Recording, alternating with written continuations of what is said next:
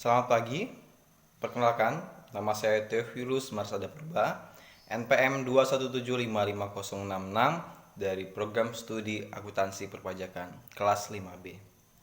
Di sini saya akan menjelaskan tentang akuntansi sektor publik dan mari kita mulai. Untuk slide yang pertama itu dia reformasi akuntansi pemerintahan, di mana sebelum tahun 2003 yang pertama dia masih menggunakan akuntansi tradisional, yang kedua berbasis kas dan single entry. Setelah itu berkembang lagi tahun 2003 sampai tahun 2004 memakai Undang-Undang Keuangan Negara, dan nomor 2 adalah Undang-Undang Perbendaharaan Negara, dan berkembang lagi hingga sampai sekarang dari tahun 2005 sampai sekarang menggunakan akuntansi yang lebih modern, dan kedua berbasis accrual dan double entry, dan nomor 3 PP nomor 71 tahun 2010 PSAP.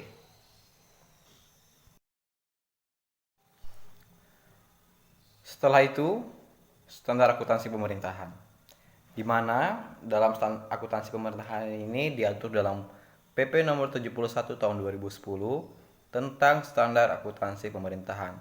Terdapat 3 lampiran. Yang pertama yaitu lampiran pertama tentang standar akuntansi keuangan yang berbasis accrual.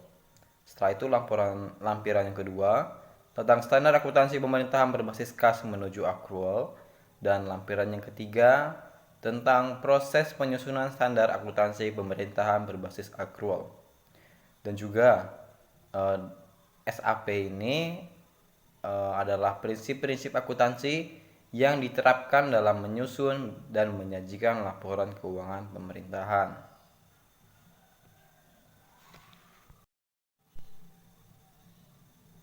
Untuk pengertian akuntansi pemerintahan adalah sebuah kegiatan jasa dalam rangka menyediakan informasi kuantitatif, terutama bersifat keuangan dari entitas pemerintahan guna mengambil keputusan ekonomi yang nalar dari pihak-pihak berkepentingan atas berbagai alternatif tindakan. Dan juga untuk sistem akuntansi pemerintahan merupakan serangkaian prosedur mulai dari pengumpulan data, pencatatan, pengitiasar, dan pelaporan posisi keuangan dan operasi keuangan pemerintah daerah. Jadi dalam satu periode itu semua transaksi itu sudah dicatat.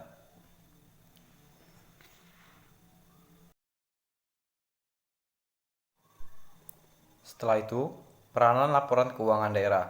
Yang pertama itu dia menyediakan informasi yang relevan mengenai posisi keuangan dan seluruh transaksi yang dilakukan oleh pemerintah daerah selama satu periode.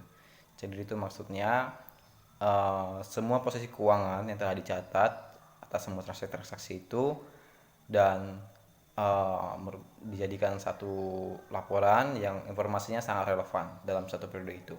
Setelah itu membandingkan realisasi pendapatan dan belanja dengan anggaran yang telah ditetapkan, menilai efektivitas dan efisiensi pemerintah adalah daerah, dan membantu menentukan ketaatannya terhadap peraturan perundang-undangannya. Dan itu maksudnya itu di mana dalam satu periode itu mengenai posisi keuangan, apakah dalam satu periode itu seluruh keuangannya itu efektif dan efisiensi, dan juga membantu di mana pendapatan dan belanja yang dengan anggaran telah ditetapkan itu telah berselat tidaknya, dan juga membantu pemerintah dalam menentukan ketaatannya dalam perundang-undangan, serta peranan laporan keuangan daerah itu bersifat akuntabilitas, manajemen, transparansi, keseimbangan, generasi. Dan juga tujuan dari laporan keuangan: satu, masyarakat; kedua, wakil rakyat; ketiga, lembaga pengawas; keempat, pemerintah; dan 5, kreditur.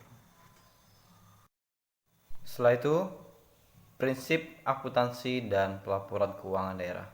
Yang pertama itu basisnya itu akuntansi, yang kedua itu prinsipnya akuntansi, yang ketiga prinsipnya realisasi, dan keempat adalah prinsip substansi mengungguli bentuk formal, dalam kurung substance over form. Setelah number 5 ini prinsip prioritas, yang keenam prinsip konsistensi, dan ketujuh prinsip pengungkapan wajar, dan yang terakhir adalah prinsip penyajian wajar. Setelah itu ada jenis dan bentuk laporan keuangan. Yang pertama itu laporan realisasi anggaran atau LRA, dan kedua laporan perubahan saldo anggaran LPSAL, dan ketiga laporan operasional yaitu LO, Dan nomor 4 laporan perubahan ekuitas. Nomor 5 laporan arus kas atau LAEK. Dan nomor 6 adalah neraca. Nomor 7 catatan atas laporan keuangan. Mungkin itu saja yang dapat saya sampaikan. Mungkin ada banyak kurangnya, saya mohon maaf, dan juga mungkin kurang lengkap. Untuk selengkapnya bisa dipelajari lagi dalam YouTube atau videonya Pak Rus dalam selanjutnya. Mungkin itu saja yang bisa saya sampaikan. Saya ucapkan terima kasih.